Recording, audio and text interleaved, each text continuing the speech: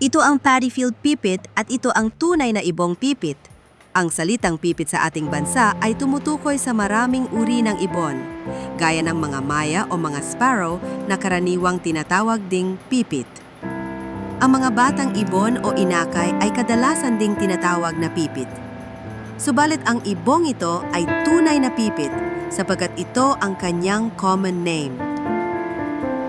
Ang paddy field pipit ay isang karaniwang ibon na matatagpuan sa mga bukirin sa kanayunan sapagkat inakala itong karaniwang kumakain ng mga buto o tanim na palay.